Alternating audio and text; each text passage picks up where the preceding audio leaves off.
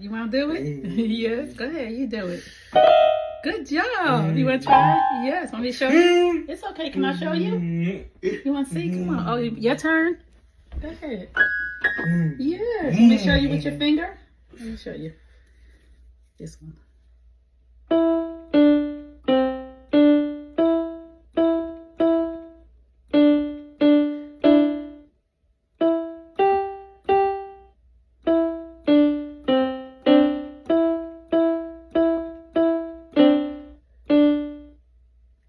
Good job.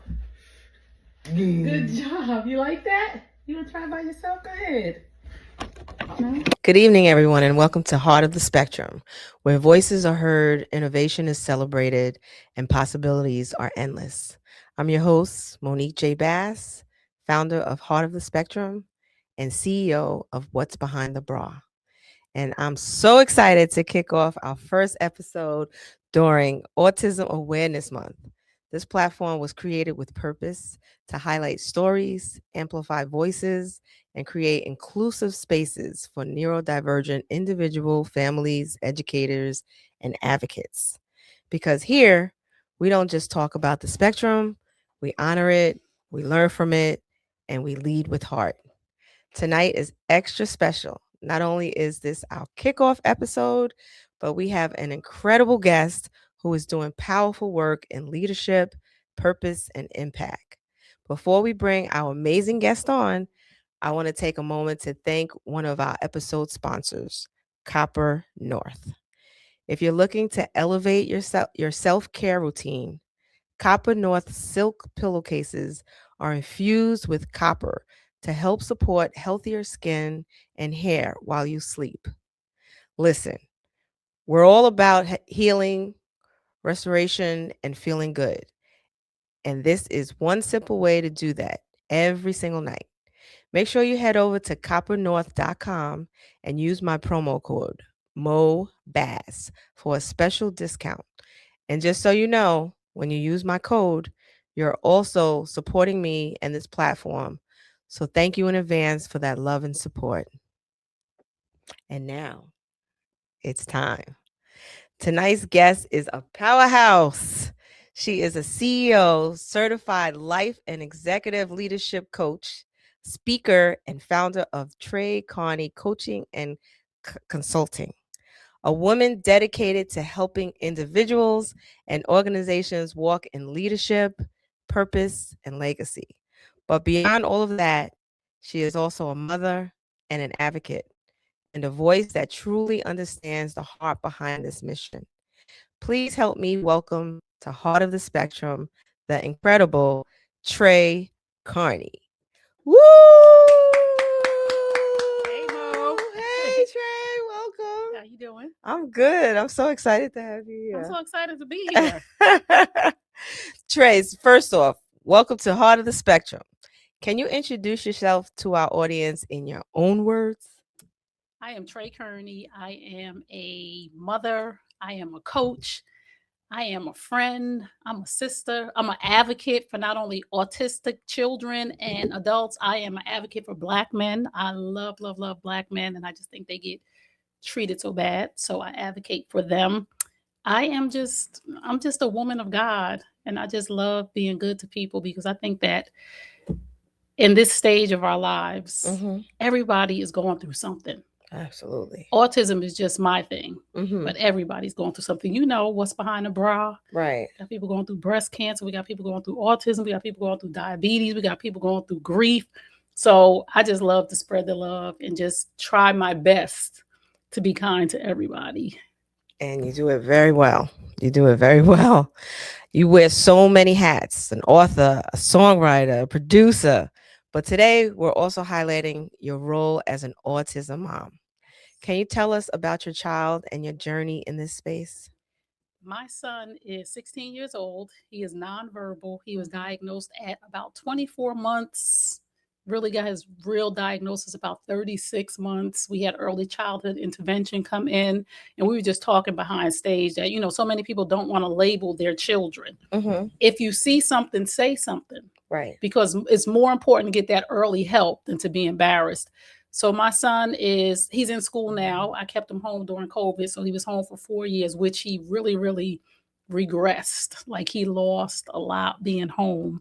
So Okay. school is very important. He loves school. We've been on this journey. It's been highs and lows. Mhm. It's the most difficult job I've ever had because he has aggressive behaviors, Right. which means, he can attack you. A lot of people are like, what's aggressive behaviors? It means I'm dealing with a 16-year-old man now. And how tall is he? He's a little shorter than me. He's about 5'6", Mhm. and I'm 5'10". Right. So he's getting older and stronger, and I'm Mhm. getting older and weaker. So we're getting, different tactics, different therapies to help him try to manage, because one of his main things is he's nonverbal. Right. So not being able to communicate They and get somebody frustrated. giving you the wrong thing, Mhm. you like, I ain't asked for juice. Right. I'm hungry. Right. My back is itching. Yeah, and they can't communicate that. So that is a lot of the children who have aggressive behaviors, is because they Mhm. can't communicate what they want. But he's loving, Mhm. he's kind, Yeah. and he's a teenager. Mhm. That's a whole nother thing. He's a male with hormones Right. and erections. Oh wow. So sometimes he's just being a teenager, and you just got to try to navigate through the difference of, is he being defiant as a teenager, or is this autism? And it's a Right. very thin line. So you don't want to match energy Mhm. and make him more aggressive. So you got to kind of sort of tiptoe through the tulips. But when you know that he's just being defiant because he's a teenager, you got to step up. Mhm. Because one thing I will tell parents, autistic children are very smart. Mhm. And if they see any fear in you, they Yeah. will bully you. Yes, they So you will. have to stand your ground, just like you did with your atypical children. Because, Mhm. I have 3 sons. I have a 31-year-old, a Mhm. 26-year-old who's also on the spectrum, high functioning. Mhm. And I would tell them, I Right. will knock you out, nuck if you buck. You know what I'm saying? I'm from Essex County, so Mhm. nuck if you buck, but you can't handle an autistic child the same way, but you do have to stand your ground. Right, right. And for many of you guys that don't know, I also, my daytime job, I am a paraprofessional Yes. in the Bergen field special services. And so I've been working with the neurodivergent babies. They're 5 and 6 year olds for a year. Oof. And you get a different understanding when you work with them.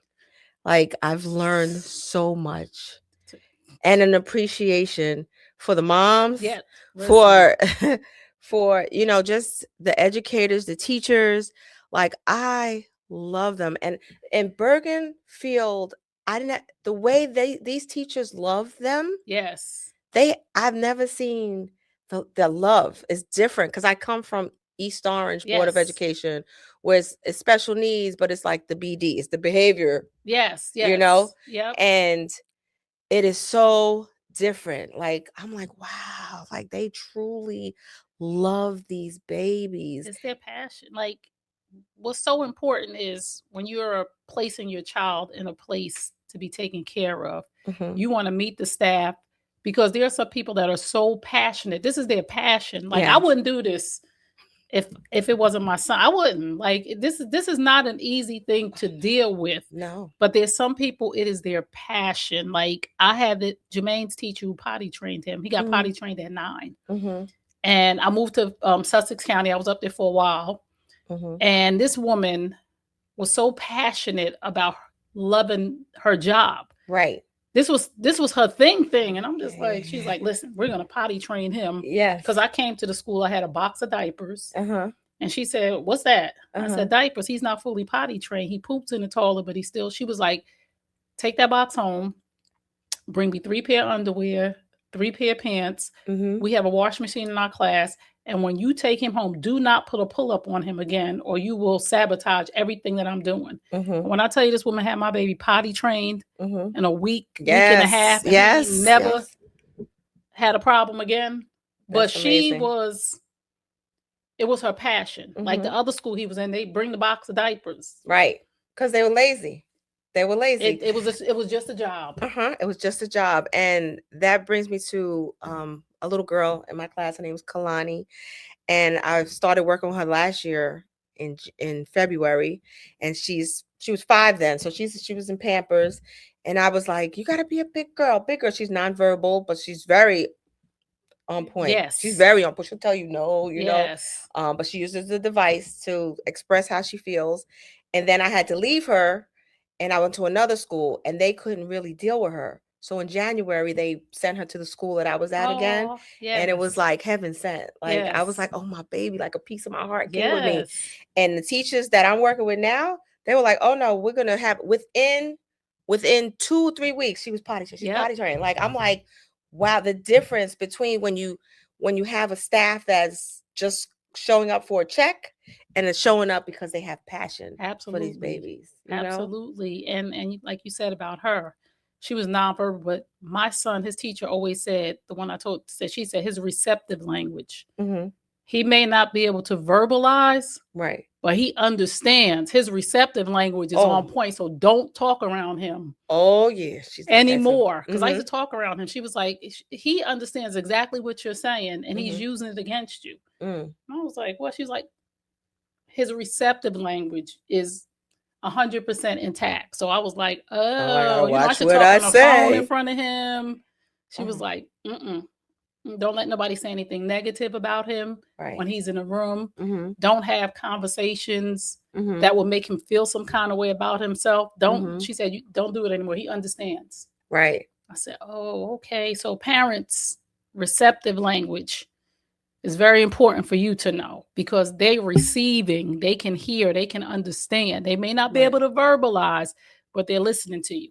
Right. Parents and teachers, because Yes. you just taught me something too, because you tend to forget, and then you talk to the other teacher in the room, but she understands. Yes. Yeah. That's why they be acting out. Ooh, she's a little hotness. I love her though. You think she don't know. So when did you first realize your child was neurodivergent, and when was that moment like, or what was that moment like for you emotionally? I noticed when he was about 2 years old, he was a very good baby, like too good to be true. Mm-hmm. Like he was on a schedule. So if he wasn't on a schedule, he probably wouldn't have cried to eat. Like my son, I don't even know if I saw my son cry. I don't even remember the last time I saw him cry. Wow. Like even to this day, or you mean to this day? Really? No, he doesn't like that. I don't even remember him crying much, Wow. except when he was a baby. He didn't like the car. Mm-hmm. And that was weird to me. Like Mhm. he would get in the car, somebody would have to hold him. He wouldn't be in the car. He would, most babies get in the car, they go to sleep. Right. He would be crying. So it was about 2 years old. He was doing some things at first, because I have video of him playing with toys appropriately. Mm-hmm. Somewhere along the line, he lost it. Probably around 2 years old, I started to notice that he wasn't answering to his name. Mm-hmm. And I have a video now.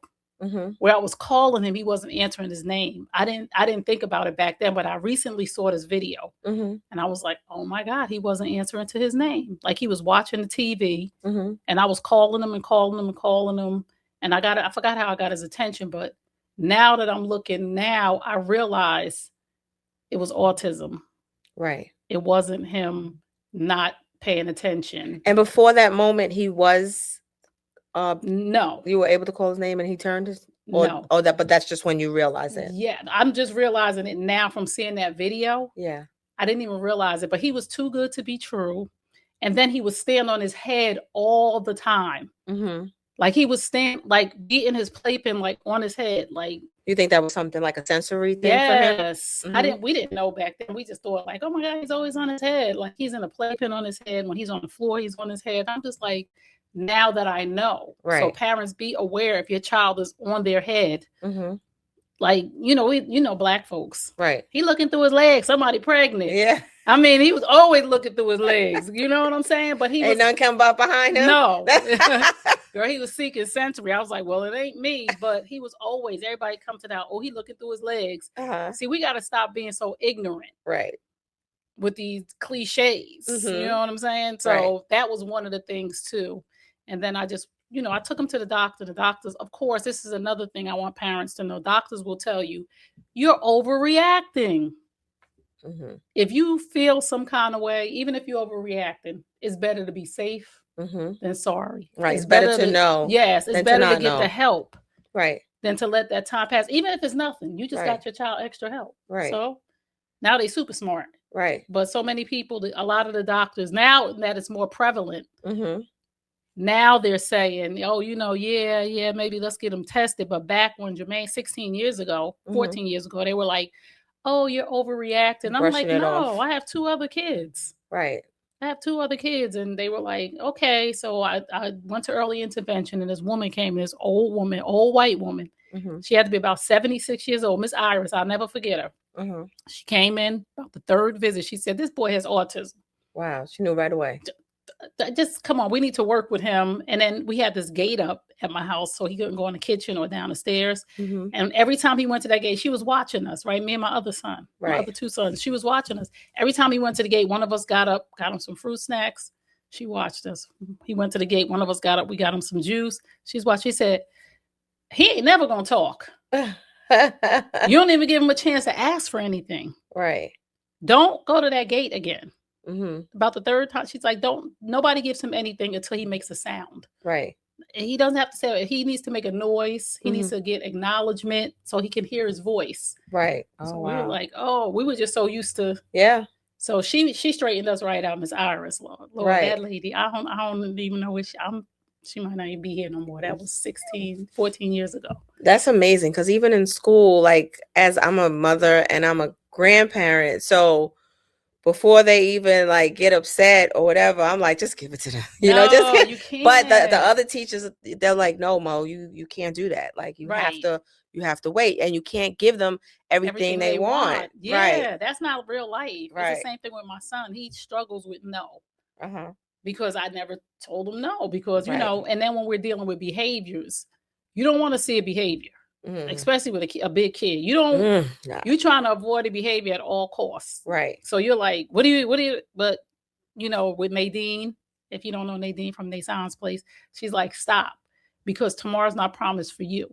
Right. You're setting him up for failure. Yes. So if he can't take no when you're gone, right. What do you think people going to do? Right. They're not going to tiptoe around your child. Nope. They're not going to cater to him. You better prepare him for the real world like you prepared your other kids. And I was like, yep, you're right. Yep. Don't nobody care. You can't in this world it. We live in too. Don't nobody care. They have to figure it out. Like, you know, yep. So what were some of the biggest challenges you faced early on as an autism mom?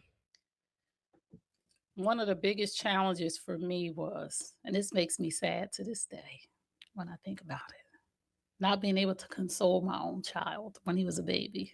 Like when he was little, like I couldn't console him. You know, my other boys, if they fell or whatever, like if he had a tantrum, I couldn't bring him back. Like I couldn't console him. I couldn't make him feel better because he was having a meltdown, and not crying, just a meltdown.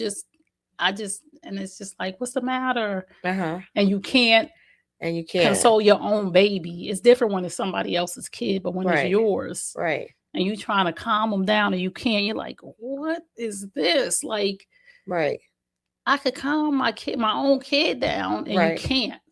So it's just a crazy feeling to feel emotionally disconnected. And it's like, oh my goodness, like what is this? Like my other boys, like I could come over here, mommy, because you weren't really educated in how to do it, right? Because in school, you just can't. Well, in school, when they have their meltdown, we always like, okay, what are you working for? What do you want? Right. And so we have the books, so we have the tokens, and if they like the iPad, we like, do you want iPad? So we know everything they like, and when we show them the iPad, are we working for this? And then it kind of redirects them. But it's crazy when it's your own, when it's your kid. Like my other boys, I'm mom. Right. No matter what they want. If I'm there, they come to me, I can hug them. All right. This is a different animal when it's your kid. You know what I'm saying? Like, I didn't have to give my other boys anything to console them. Like, I didn't have to say, you want a cookie? You want this? I could just be like, come here. Yeah, so it was different. Come over here to mommy. And they come and they'd calm down and they'd be settled. It was different with him. It was like, yo, I can't connect with him. And how is it now? Is it kind of still the same, better. Or you learned a different way? It's better because he's more functional. You know what I'm saying? And he kind of sort of is settling in his own ways. So I could kind of read him now. When you're dealing with a little baby Yeah. or a little kid, it's like it was a horrible feeling to not be able to emotionally connect with him, to console him. Wow. Was there a moment where you felt overwhelmed or unsupported? Like, how did you push through that? Man, I feel overwhelmed right now. Really? Unsupported. Like, that's just a regular feeling. You know, we did the mask Right. exercise. Right. There's always, Then that was great, by the way. Yeah, there's always a feeling of overwhelm and unsupport. And it's not intentional from anybody. It's just the place that you're in.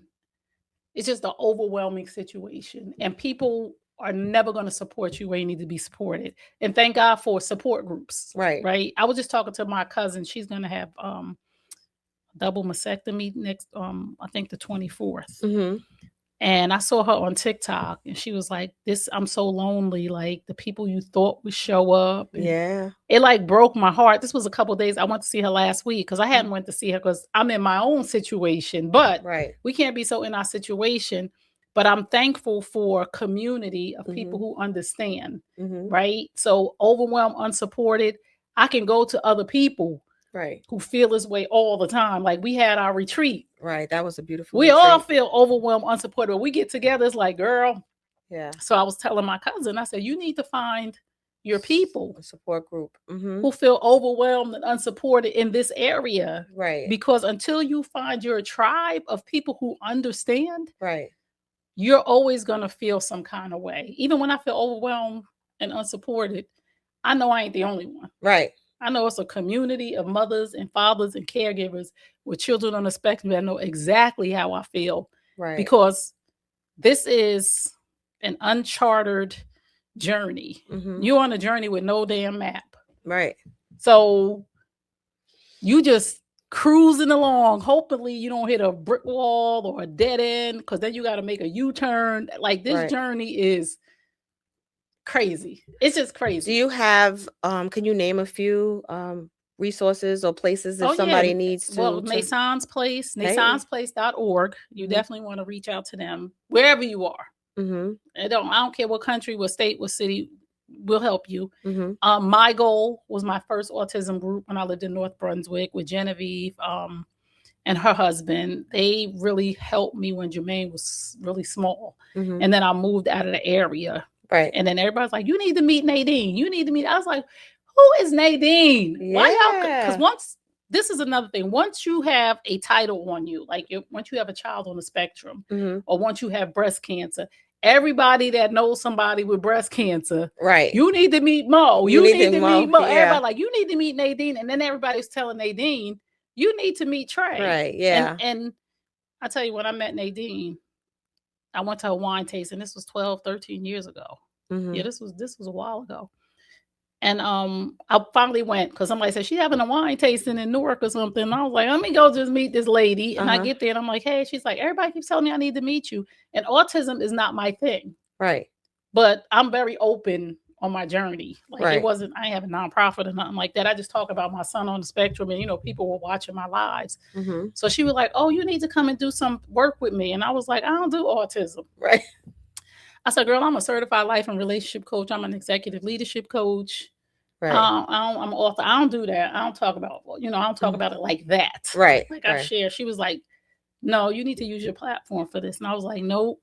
And she called me. She was like, I want you to host an event with me. And I was like, okay. And we've been inseparable ever since. She's like, she voluntold me. Voluntold? Yes, she voluntold me. Yes, you will.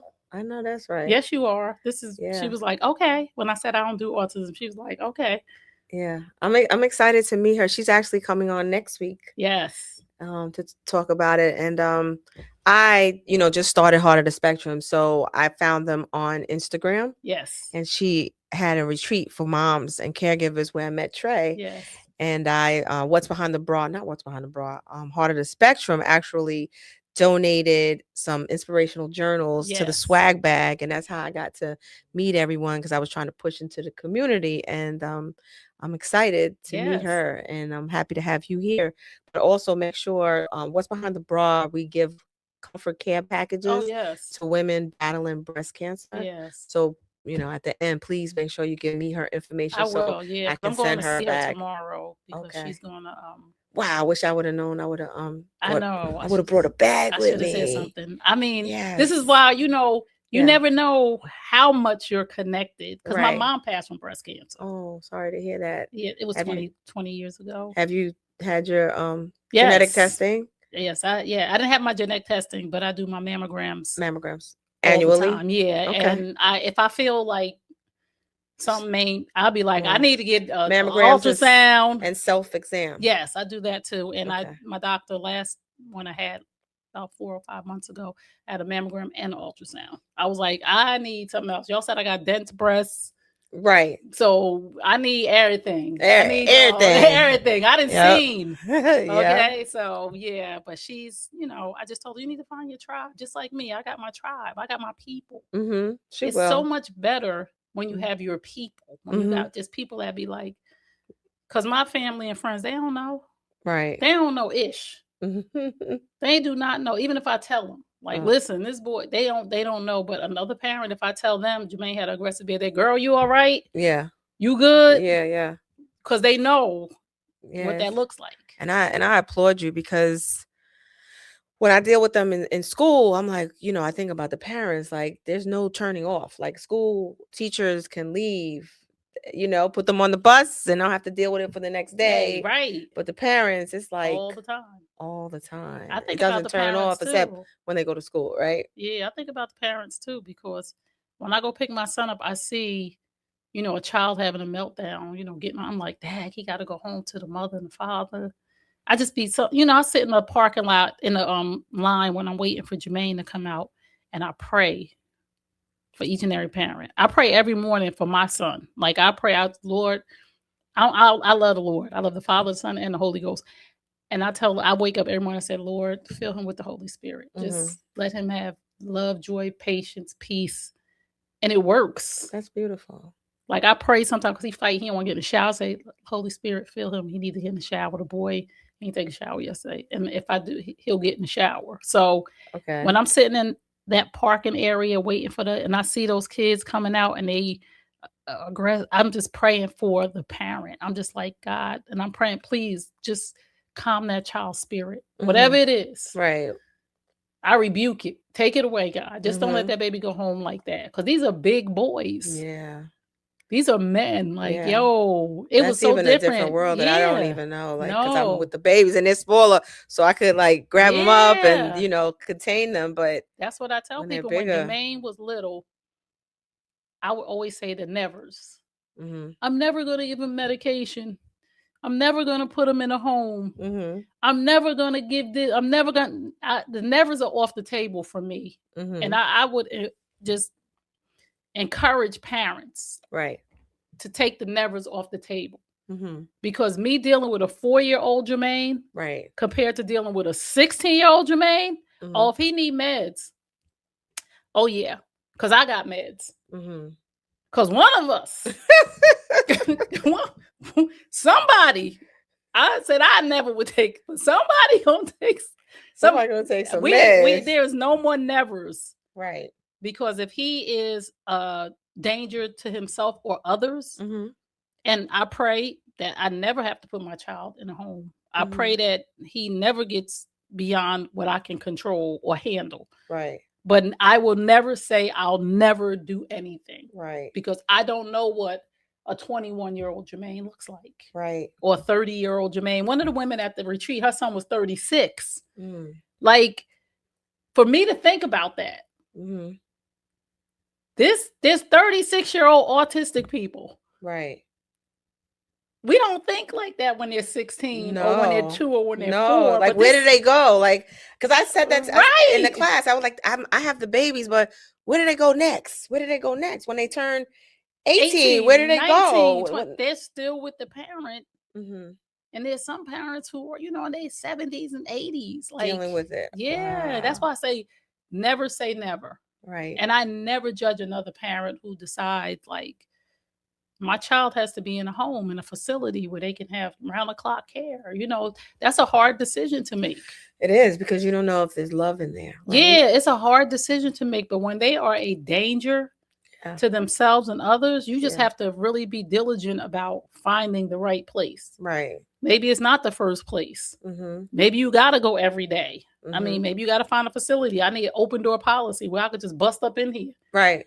You know what I'm saying? So just that never say never. Yeah, that's tough. It is. What do you wish people understood about raising a child on the spectrum? It's exhausting. The parents are exhausted every freaking day. That's what I wish people would understand. I wish people would understand that we have no control over a behavior. Right. We're trying our best. Right. I wish people would understand that this is the hardest thing ever that a parent probably has to deal with. That like, this is our cross. You know, when Jesus Christ was carrying his cross. Yeah. This is us. This is us carrying the cross of a child. And I wish people would understand too, that this is in no way punishment for that our children did something. Like, people say the dumbest things. Do you think God is punishing you? We don't serve a punishing God. God wouldn't punish a child. Right. So I just wish people would understand, like, yo, this is exhausting. I wish people would understand that autism families need help. If you are a relative of send food, just simple things. If you could send Burger King to my house. Some days I don't eat. Right. Like, if he's setting me off because I think it's a behavior. Yeah. And people need to understand that people who deal with autism, parents, caregivers, we have PTSD. We're like war soldiers. We have anxiety at a whole level that people just don't understand. Right. Like, we're nervous all the time. Like, but that sounds similar to having cancer. You know what I mean? Because we have PTSD too. Like, is it coming back? Right. That ache or that pain. Right. Oh, what is that? Is that cancer? Right. That's anxiety. Like, people are nervous. You never know. So it's kind of similar. Yeah. I wish people would just understand. And I said it when we came in. Everybody's going through something. Just understand that some things come with a level of anxiety that we can't control. And once you feel anxiety, like, I never had anxiety before until my son attacked me. Oh, wow. 2 years ago. I wasn't anxious about nothing. No. And what sparked that? What happened? Once he attacked me, I just came home. I had went to see the Super Bowl, went out to watch the Super Bowl. When I came home, I just was like, it's bedtime. And I guess he wasn't ready to go to bed, or he was mad because I went out. I don't know. I was just laying on my bed and I wasn't ready. Right. And he caught me and he scratched my face. And I just saw the level of that was the first time, and he was 14. The level of his aggression. Wow. I had never seen it before. And I had to get in the bathroom and close the door to get away from him. He was trying to get in the door. And it just, scary. Yeah. Once that anxiety hit me, it's no retracting it. Because now you know what he's capable of. So you like. And you would think that he would never do that. Right. Right. So now when you know what he's capable of, now you're like, oh my God, I don't ever want that to happen again, because I have to defend myself. Right. I don't want to hurt my son. Right. Did you try to figure out where it came from, or no? I just think he wasn't ready to go to bed, and I just said at the wrong time. But it's never happened, because you've said let's go to bed before. Yeah, I have, but I don't know, because I had just came in. Maybe he was mad you left him. Or something. I think he was mad I went out. Because he was mad when I was leaving now. So I think when I got back. You're not going to stay home and watch the Super Bowl with me? I don't know what it was, but that's another thing too. Like, I'm not shook when I know what caused his behavior. But when it's one out of the blue, that's the scary part. Yeah. Like, and does he use the device to tell? No. He's very stubborn. Very. He don't want to, but they working on it at school. I just bought another device yesterday. It just came from Amazon. Okay. I'm just trying to find which one he wants to use. But the thing is, if I know what caused the behavior, I'm okay with it. Like, if I give him juice and he wanted a cookie or whatever, then I'm okay, because I know what the antecedent was. Right. So I'm not shook. But when somebody just attacks you for no reason, then that's scary because then Yeah. you got to figure out, does he have a stomach ache? Is his head hurting? Is Yeah. his tooth hurting? Is his back hurting? Did he stub his toe? Yeah. So it's a lot. No, I go through it with the kids, with the babies I have. Like I'll Yeah. be working with one of them and he just flips out and you know, you hear, so you just got to be quick with it, like, Right. and grab hands, you know, because you don't know what's bothering them, you know, and you got to Right. figure it out. And it could be a good 5-10 minutes that you're kind of wrestling, trying to calm them down and Yes. figure it out. Yeah, So it's a yeah. lot. Yeah. Yeah, but you know, Jermaine at school, they said he's doing very, very well. Yeah. He That's good. just he'll have behaviors when he don't want to work. Mm-hmm. You know, they're trying to make him do something academic. Yeah. So they're learning him. So they're like, sometimes we just leave Let him him alone. Because I have a told moment. him, I don't give a damn about no academics. I need him to brush his teeth, wash his butt, Mm-hmm. be able to function in society, be able to fold a shirt, Mm-hmm. put his clothes away. I need him to have life skills. I don't care about none of that other stuff right now. Right. So, but they still work on academics because Right. it's part of the curriculum. Mm-hmm. And I'm like, y'all need to let the autism parents make the curriculum. Because the curriculum y'all got, we don't care about it. Uh-huh. Y'all trying to teach him how to count money. He can't talk, but he ain't going to the store by himself. Mm-hmm. So, no. Right. We swiping. Mm-hmm. We ain't even counting coins. No, we swiping. Like, Right. I'm just like, yo, that's not important to me. So, Mm-hmm. again, he has behaviors when he's not being understood or he wants to decide for himself, right? So now I've learned, like, when it's time for bed, if he don't want to go to bed, I'll say to him, we need 5 minutes. Mm-hmm. And I'll just walk away. Because if I push it, mm-hmm. like with my older boys, when they were teenagers, I don't want to go to bed. Can I stay up for an hour? Okay. Because they could talk. And if we would argue back, but I said go to bed. They say, well, I'm not tired. But he can't. So his thing is to get aggressive because you're not listening to me. Right, right. So it's a whole nother world. So how's your relationship with your older son? Because you said he's high functioning. Like, does he understand that he has autism or he doesn't? He does. Oh, he knows he has autism. He struggles socially. Mm-hmm. Right. And he's very unorganized. Mm-hmm. And I saw this as a child. But, autism they weren't even talking about autism back then. I think, and we found out about the 11th grade. Mm-hmm. But I knew it was some things going on because he struggled in school. But he made it all the way through high school with autism and graduated. Wow. I think if I had known, I probably would have hindered him. Mm-hmm. But he did need extra help. Like, he should have had extra help. Right. But he did it. He did it. So is he able to help you with Jermaine? Oh, he's with Jermaine now. Oh, okay. Yeah. So how is their relationship? Great. Like, yeah. Great. Because he's like, I don't care if he have a meltdown. Like, I'm like, because I don't mess with you. I like, don't go in his room. You're going to make him have a behavior. He's like, he go in his room. I'm like, just leave him alone. He's like, he's fine. Just go. Like, he in there high-fiving him, sitting on his bed. I'm like, don't go on it. He's like, you tripping. So have you ever had to advocate in a situation where your child wasn't being properly supported? What happened? No, I really haven't had that problem. Oh, wait. I did have one time. Mm-hmm. The people at his old school. Mm-hmm. Now, my niece has a double master's in special education. Mm-hmm. And they called me from school. They said he attacked 2 teachers, that he had bit 2 teachers or whatever. So my niece is like, well, how did he bite 2 teachers? And they didn't send me a report home or nothing until they didn't send me the proper report home. So I was telling my niece, like, I don't know what's going on at this school, but they said Jermaine bit 2, and he was little. So she was like, what? She was like, well, what was they doing? So she was like, set up a meeting at the school. Mm-hmm. So she came with me. She was big and pregnant. Her daughter, I think, how old was being 8? Yeah, this was about 8 years ago, 8 or 9 years ago. She came in there. She was already mad because she was big and pregnant. And they didn't send me a report home. So, she knows all the language, the IEPs. She know the ABCs of autism and special needs education. She came in and she was like, so why was there 3 teachers on him? Mm-hmm. She's like, y'all cornered him like an animal. So why was he able to bite 2 teachers?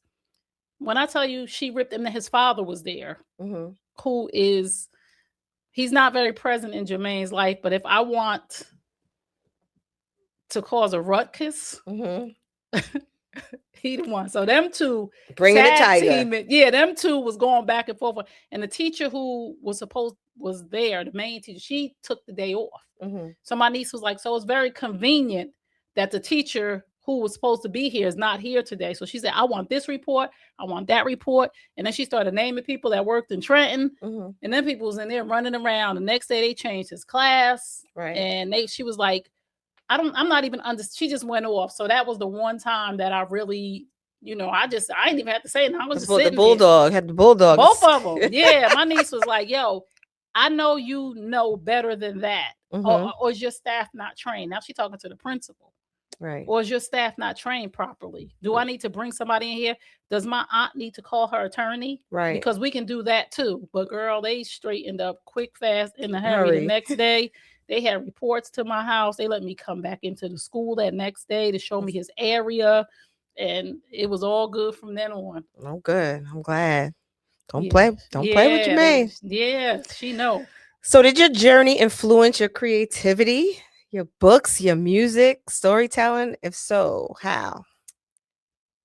Everything's a story for me. Mm-hmm. So I wrote a children's book. I didn't put it out yet, everything's just a story to me. And I think that we are all the light at the end of somebody's tunnel. So I have to put that book out because I'm very big on telling people about themselves, but I do so much. But that book I need to put out because I'm the light at the end of somebody's tunnel. That book is the light at the end of somebody's tunnel. So I'm leaving somebody on the wayside. And I don't believe in doing that. Mm-hmm. So everything in my life inspires my creativity because I know somebody needs it. Right. But I do so much. It's like I'm very instrumental and very much in the autism world now. Mm-hmm. So it has definitely inspired me. Jermaine has inspired me to love a different way. Yeah. He has inspired me to love without words because he tells me he loves me. Like the other day he was in the car. Even after he has a meltdown, he feels bad. Like, and he'll be in the car because he can tell that I'm upset. Mm-hmm. And I don't get upset very much. So he can tell. And he'll be in the car and he'll be so quiet. And then he'll just be like, he'll like touch my face. And I'll be like, it's okay. We good. We're okay. That's how you know. That's how he expresses it. Yeah. Or he'll come in the living room sometimes when I'm just sitting on the couch and he'll just be like, and I'll be like, oh. And every now and then he'll come and kiss me. That's rare. And that moment is that's rare. And I'll be like, oh my God. I'm like, I love you too. And he loves for me to say I love you. Like once I say, if I come in and say I love you, he'll and I say, I love you. He say, I love you. And he'll make me say it quite a few times. Then he'll be like, all right, get out of here. That's beautiful. Since this episode kicks off Autism Awareness Month, what message do you want the world to hear? Autism is not a disease. Okay. Our children are not cursed. It is not a plague. Mm-hmm. They deserve love, care, kindness, understanding. Mm-hmm. And it's not that hard to do. Right. And nobody wants to be stared at. Right. If you see an autism family, ask them a question. Right. We don't mind. Now, if you stare at us, you're going to piss us off. Right. Like we get in our feelings. Like, what are you looking at? And I say this because I was ignorant at one time. Like I would see a child in the supermarket having a meltdown until it was me. Right. And then it made me very sensitive to don't believe what your eyes see. Right. Because people have mental issues that you can't see. Because Jermaine looks very normal. If you didn't know, and we were just sitting somewhere, you would just think if he didn't speak that he was just rude. You wouldn't know he was just nonverbal because he doesn't look like he has autism. Let me just say, autism, mental illness doesn't have a look. You may be dealing with somebody that has something going on internally. Right. But it's real. It's real. So just be kind, be aware. Be kind, Be kind. Just be nice to people. Folks, I'm telling you, I'm a different person from my son. Right. Because I just believe folks is just going through it. Right. And, for myself, from the outside looking in, I've learned so much just by working with them. You know what I mean? Yes. And I understand how I thought before. Yes. Like, and then now that I work with them every Yes. day, like I love them and I understand them more. Yes. So people need to understand them, you know? Yes. And That's people need to understand, like, if you haven't experienced it, it's hard to understand. But if Mhm. you just took some time and sat in an environment with an autistic child, even if it's your family member, and just lived it for a day or two, Yeah. That's then you would be so like, that's wow. that's my question next. What are some everyday things people can do to support neurodivergent individuals and families? Ask questions. Ask And every day, questions. like I Yeah. said, if you have a family that is dealing with a extremely autistic child, or one that is on a high level, send food. Mm-hmm. Make a phone call, say, do you need anything? And I'm not talking about you got to send them a meal plan. Right. Ask the mother or the father or the caregiver, like, have you eaten today? Mm-hmm. Because sometimes we are so busy trying to manage the stress, trying to take care of them, that we won't even take care. Have you showered? Right. Right. Are you okay? Do you need Who's something? taking care of you? Yeah, you want a cup of coffee? Send Mhm. it. Just you don't even have to ask, because a lot of times we're like, that mask. Yeah. Yeah. I love that. We went to a retreat and she did what you call it? A mask exercise. A mask exercise. Tell us about it a little bit. It was one shiny side of a mask where we Mhm. wrote what people see Mhm. when they look at us on the outside. Right. Right? Oh, strong, super mom, courageous, always happy, upbeat. And then I told the moms to write on the other side how you really feel on a Mhm. daily basis. And it was overwhelmed, underwhelmed, scared, Scared, unhappy, uncertain. uncertain, Mhm. afraid, tired, exhausted. And that's what's really on the inside. Yeah, that people don't see. Yeah, so people just understand, we are overwhelmed, tired, anxious, underwhelmed, Mhm. scared, sad, tired, hungry, Right. and all those things. And if people just took time to just say, are you okay? Yeah.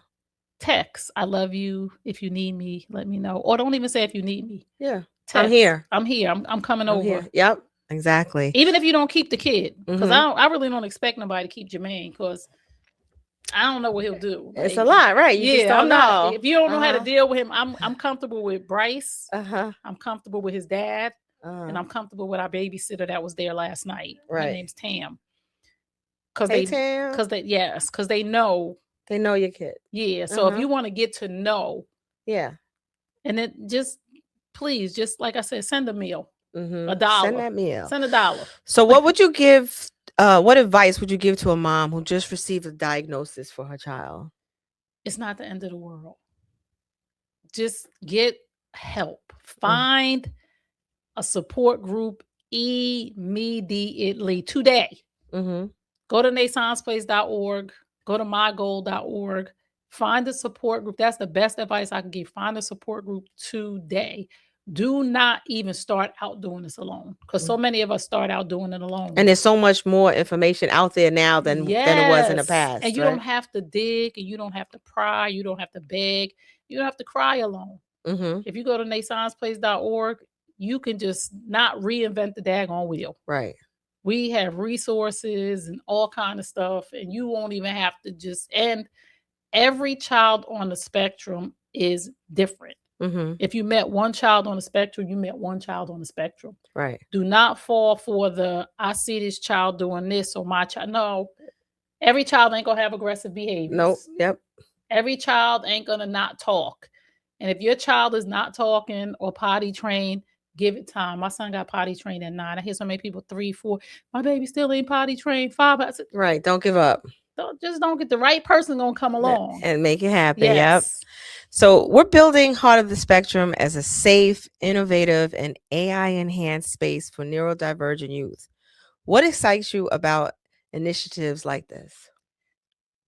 I think that technology is going to be a great help in the future for our kids, especially nonverbal, Mm-hmm. and just helping them along the way to just understand differently, because we just learning. Right.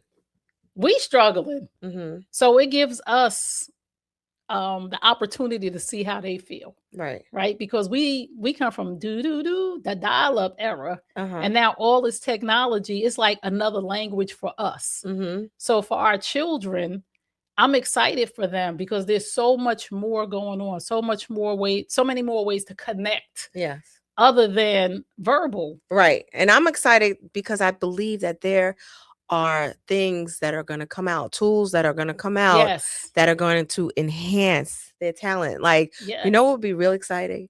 If there's like this tool that actually lets them express how they feel if they're non-verbal, when they touch it or something. Yes. Yeah. Like, I'm excited to see what's really coming out. So they don't have to push, like, I'm angry. If they put their hands on it, it just feels their vibration. like, Yes. and it just, I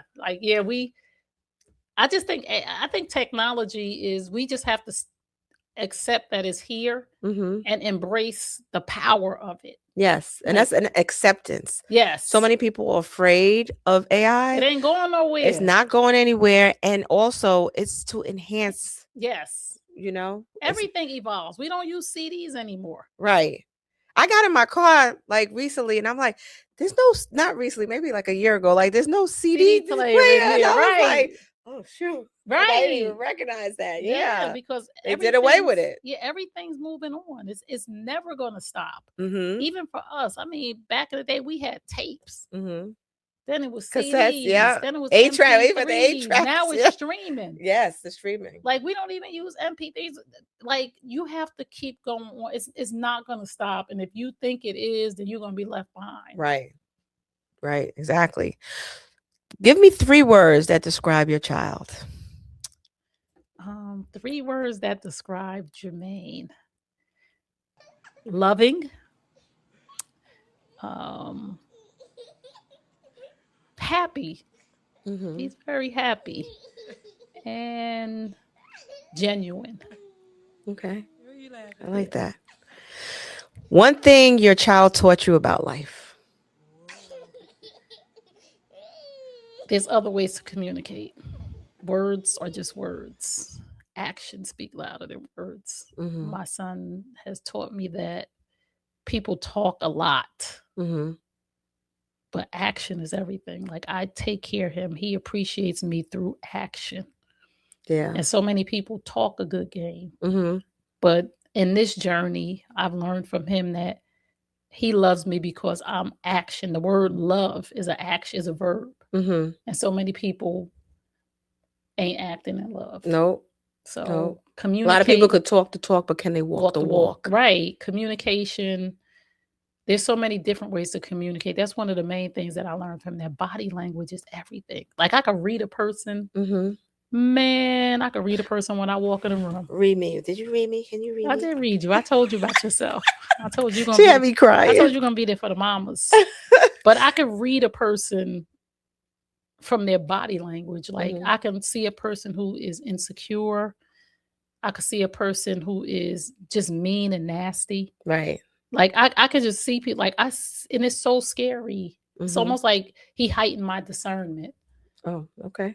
Because I watch his body language and so many, now it's like, okay, you stay over there. Yeah, yeah. Because I don't want none of that energy over here. My son is very energy driven.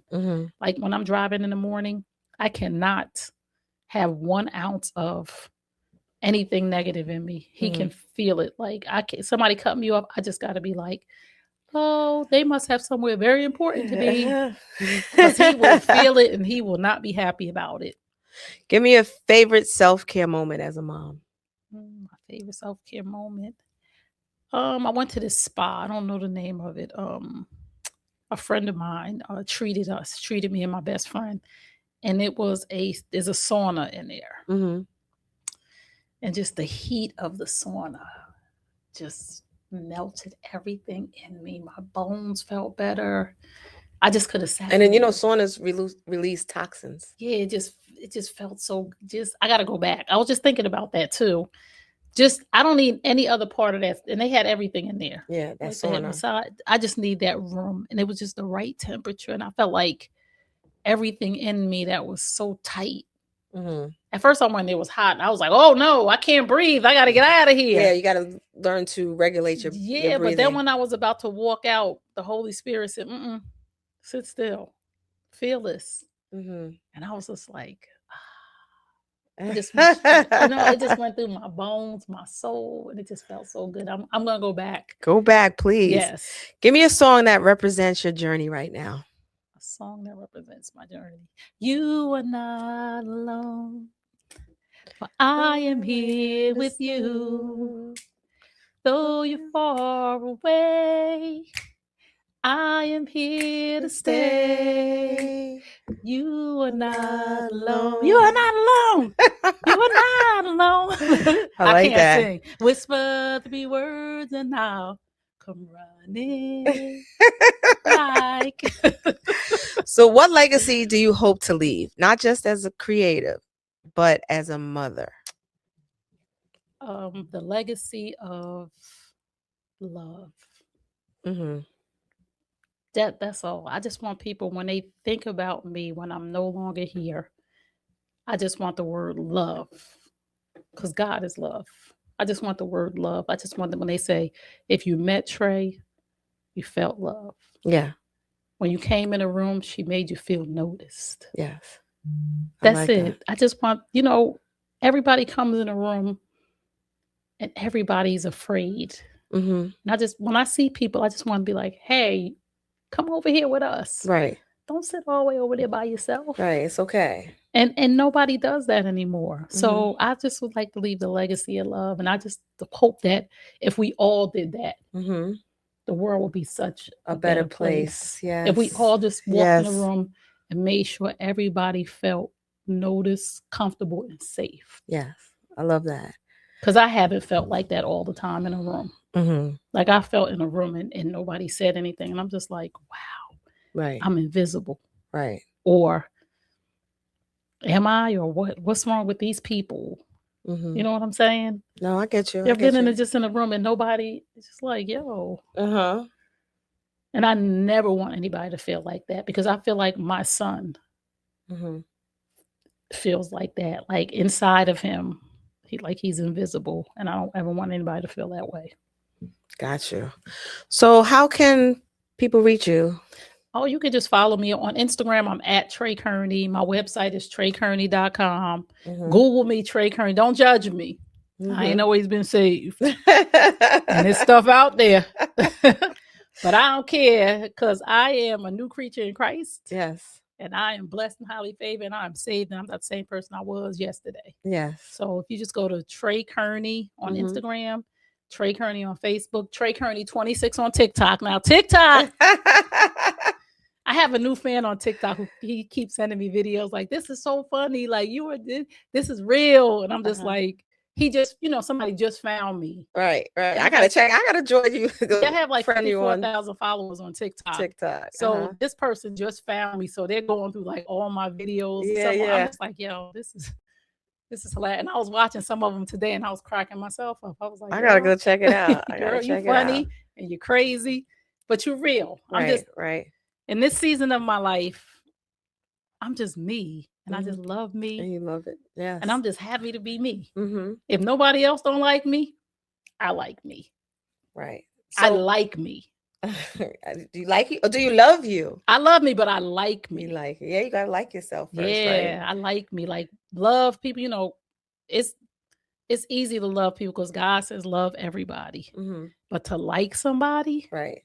Like, I like you. That's a whole different thing. Yeah. When you like somebody, when you love somebody, like even in a marriage. Yeah. Love does not keep people together. No. Because you will leave somebody if you don't like them. I don't like you no more. Right. I love you, but I don't like you. Right. So I like me. Yeah. So before we close out, do you have any last words you would like to close us out with? Just be kind. Everybody you come in contact with is dealing with something. Be kind. Either they're going through something, just came out of something, or about to go through something. We are all on the ebbs and the flows, the highs and the lows. Somebody's on the mountaintop right now, but they're going to get a phone call and they're going to start going back down that mountain. Mm-hmm. only to start again. So Right. when you're on that mountaintop, enjoy it. Yes, yes, yes. Because this is life. Yes, it is. We're going to have Yeah. our highs and our Our lows. yes, But you yes. got to enjoy that mountaintop moment and just remember somebody's down here. Mm-hmm. And if you can bring them up, Bring them up. bring them up. Yeah, Stop being absolutely. selfish. Just be kind. Just be kind. I love that. Wow. What an incredible conversation. Trey, thank you so much for for sharing your wisdom, your journey, and your heart with us tonight. Your voice, your leadership, and your purpose are truly inspiring, Oh, and we truly appreciate you. And to everyone who tuned in, thank you. Thank you for being here. This is the kickoff of our Heart of the Spectrum Autism Awareness Month series, happening every Sunday at 6 p.m. throughout this month. This month or April, we're yeah, bringing right. we're bringing your powerful voices, real stories, and beautiful conversations that highlights the beauty, strength, and brilliance within the neurodivergent community. Because here, we don't just talk about the spectrum; we celebrate it. If tonight's episode moved you in any way, make sure you like, share, and subscribe to the Heart of the Spectrum YouTube channel and follow us on all podcast platforms. And don't miss next Sunday at 6 p.m. We're continuing this journey together. Until then, keep leading with heart, keep embracing the spectrum, and remember, your voice matters. Good night, everyone. Good Good night. night. Thank you.